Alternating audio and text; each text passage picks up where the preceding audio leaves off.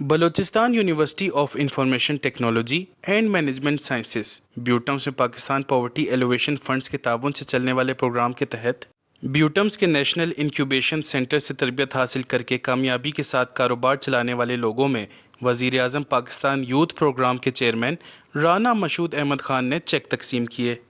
انعامی check distribution کی مناسبت سے منعقدہ اس تقریب میں پاکستان پاورٹی ایلیویشن فنڈز کے چیف ایگزیکٹو نادر گل بڑیچ نے PPAF کے مختلف پروگرامز کی اہمیت پر روشنی ڈالی۔ بیوٹمس کے پرو وائس چانسلر عبد الرحمان اچکزئی نے تمام مہمانوں کو خوش آمدید کہا، جبکہ ڈائریکٹر NIC محمد شاہ نے نیشنل انکیوبیشن سینٹر کی کارکردگی کے بارے میں آگاہی فراہم کی۔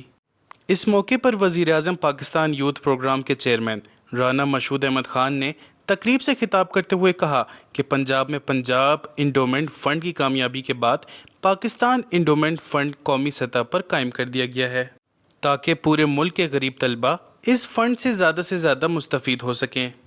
انہوں نے کہا کہ طلبہ ہمارے ملک کے معمار ہیں، اگر ہم ان کی اچھی تربیت کریں گے تب ہی وہ مستقبل میں ملک کی ترقی میں اہم کردار ادا کر سکیں گے۔ جب پاکستان بن رہا تھا تو بلوچستان کا ووٹ بڑا میٹر کرتا تھا، تو جب بلوچستان کا ووٹ میٹر کرتا تھا اور ہے تو بلوچستان کو امپاور کیوں نہ کیا جائے۔